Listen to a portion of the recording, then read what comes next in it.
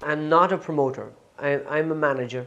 Okay. My boys promote and I manage and my son trains. We're all under the one roof, if you like, but I'm not actually in the promoting side of it. That's not my side of the business, and we have sort of decompartmentalise the business, so they do that. I'm the front of house, if this ugly face, and the fact that I'm I'm a former world champion and a Hall of Famer, that's my credibility, and and I work in the gym with Shane. Shane does all the coaching with, ably assisted by Josh Pritchard and Darryl Richards, and they've got a very tight team. And we've got John Connor who does the strength and conditioning and does the programs and fat measuring and all of that sort of stuff. So we're a nice tight little team.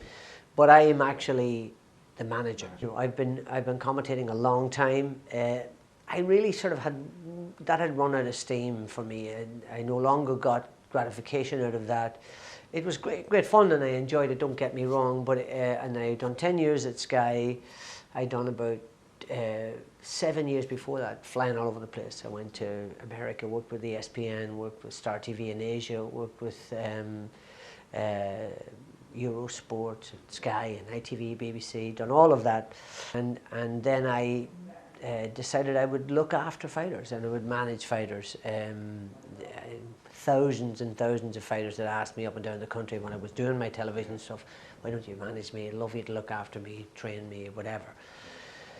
And really, I just wanted to, I wanted to concentrate on what I was doing at the time. There's no point in, you can't half do this. You have to do it completely and totally, or it's, you just make a mess of it. No matter what you do, you should dedicate. That's always been my policy. That's always been my practice. Involve yourself completely and absorb yourself completely, and that's what I've done. And we've got great results, and we're only a fledgling company really, and we've got a bunch of talented kids in the gym. We work very hard. We're in here 12 hours a day. It's a long day every day. Shane is one of the most dedicated coaches in the business. That's why he gets results. That's why he's got, he won Trainer of the Year last year in America, and Trainer of the Year in the UK, and he's, when he was 28 years old. So he's he's the first world champion at 25. So he's got a tremendous CV, and what's more, he loves what he's doing. You can't dedicate 12 hours a day every day without loving what you're doing. It's not, of course, he has got Saturdays off where the guys can do an active recovery run, and he's not needed. And but a real good team. Josh Pritchard's a fantastic young coach, smart, intelligent. He's done a strength and conditioning course. He's got a fitness course. He was a very good fighter himself, and so he understands the business. Darryl Richards is like so super qualified at strength and conditioning. John Connor is almost like professorial level in strength and conditioning. And diet is like a major issue. We talked about this off camera. A lot of guys blow up, and girls, between fights, and they have to come down and crash weight and all that sort of stuff. A lot of them do that in the past, and that's led to injuries and problems, and many people, with not concrete evidence, but many people connect it to brain injury, and so that is a major problem, and it's something that needs to be addressed. So we like to do things properly, take the guys down slowly, and eat properly, eat the right foods, and body fat measure, and all of that sort of stuff. So it's done very detailed, and put great effort, emphasis into it. But again, if you want to do something, do it right. And you said very succinctly at the beginning kind of how the dynamics work and the specific roles. Yeah. How difficult was it for you when you started to not get involved in the other areas? Because I would imagine if Shane's doing all the training, there would have been a temptation for you to want to kind of get involved as well. Well, no. I obviously I can see things in the ring, and obviously that's not my job, and it's important. And you might have seen the documentary where they followed us for a while, and I sort of clipped his heels, and he went snap back at me. Exactly so it is difficult for me because I'm, I like to say what's on my mind, but that's just the dynamic of a working relationship, But we're a very good team, and I suppose that just develops over time. It develops, and as time goes on, maybe even a glance is enough to say, "Dad, shut up." But it's good. I love working with the kids. They're very good at what they do. As I say, I have to sort of stop myself sort of making remarks sometimes when I think that I know better than him, and I know it's very clear that I don't. He's very, very talented at what he does, and he's a very special coach, and he's very dedicated, and he keeps getting better. And empirical evidence is actually working hand in hand with somebody, right? Rather than sort of, it's not academic, it's working with people, and the more he does that, the better he'll get. And he's getting, George is, for example, in fantastic condition. He had 3 attempts at the world title, and when he teamed up with Shane, they had that fantastic relationship, and George has just gone on and on and on, and he's getting better and better. And every day in the gym is tough. Like, there are days when the guys don't spar well and they feel terrible, and they think they're, I'm had a bad day today, won't have a good day tomorrow. But that's just the natural way a camp goes. And so the days you got to cheer them up and bolster them and massage their ego.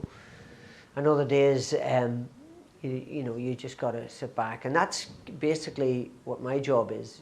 Shane is very straight, and he'll, if you've sparred bad, he would say, look, you were doing that right or whatever. And my job, I suppose, is to come in and encourage him and say, listen, no matter who you are. And George is great at that too. And Taylor had a few bad days and built up to the O'Hara Davis fight, and George was great. George came in and said, look, I've been there, done it. You can't spar great every day. You can't win every round of every spar. It's just it's physically impossible. So just get on with it. Forget it. Just forget. Let it go to the back of your mind, and it's tomorrow. And so but that's important because guys need that encouragement. Fighters more than any other athletes need that type of encouragement, so it's important to get behind them and give them that support. The reality is this is a tough business, and you've got to prove your point and get your stripes before people give you credibility. And I think they now realise that he's an exceptional coach, and I don't think he cares too much about what people think. He's different from me in that way. Pardon? Thick skin. Well, no, I don't think he's thick-skinned. He's just, it's just a journey for him. It's a life, and at some stage he'll say, I'm gonna opt out, and I don't want to end up with, arthritic shoulders, because when you're doing 70 rounds a day on the pads, and you're holding punches from George Groves and big Chris Billum-Smith, and we got a couple of very big guys in here that are blasting away at you. So you can only do that for a certain amount of time, yeah. Well, he's always been known as a great boxer.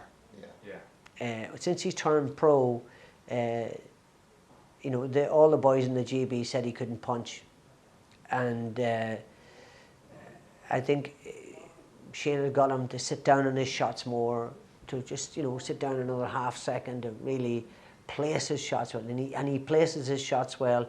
He moves seamlessly from orthodox to southpaw, which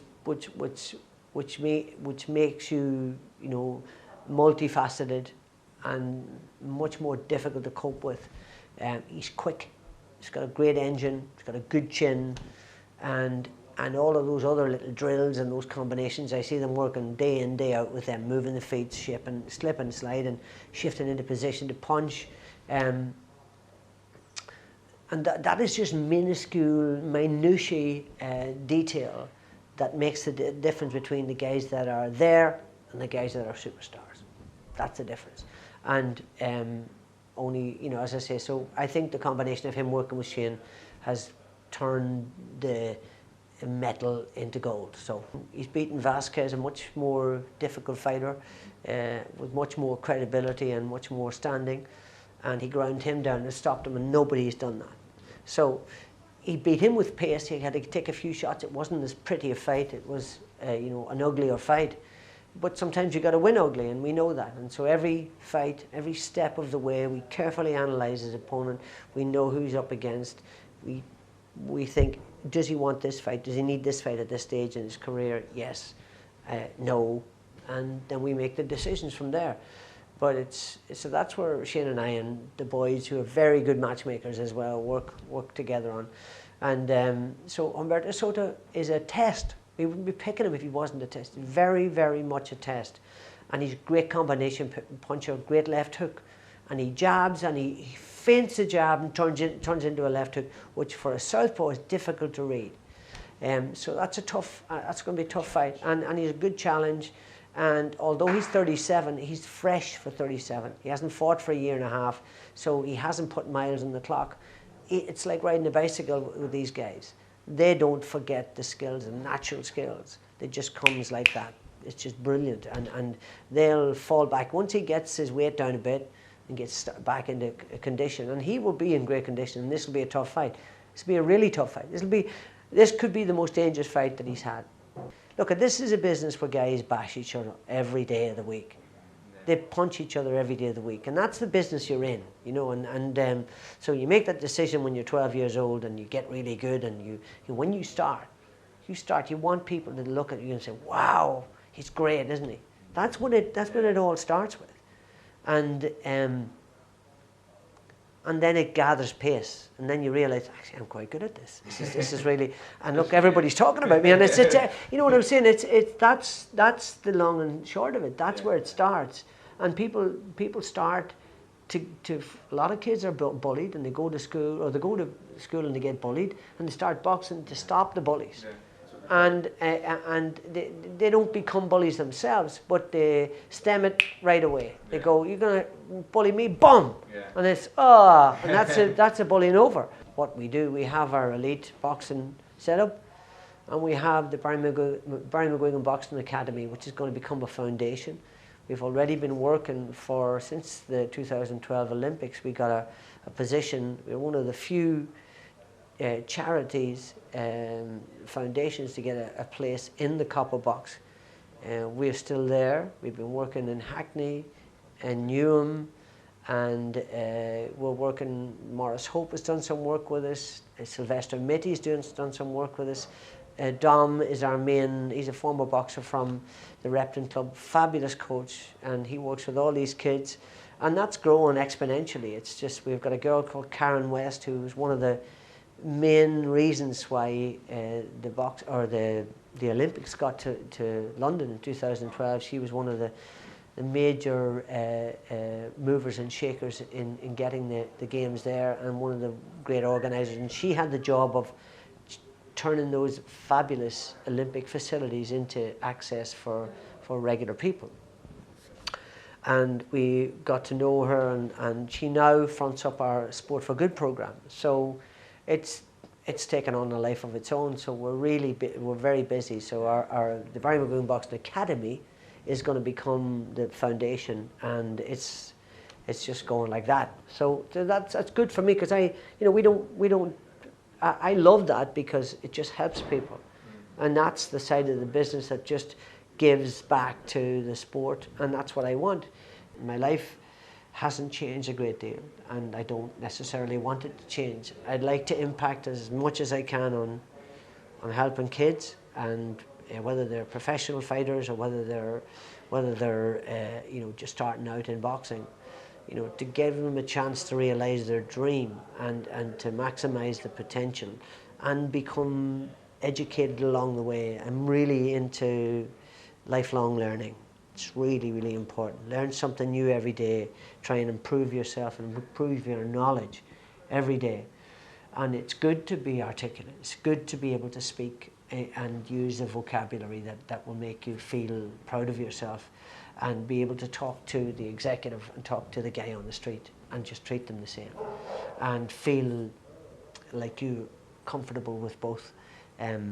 and try and live your life in the right way and be decent and just keep going and treat people with respect and always see the good in people. Always see the good in people. Thank you so much for your time, Barry. All right. Thank you.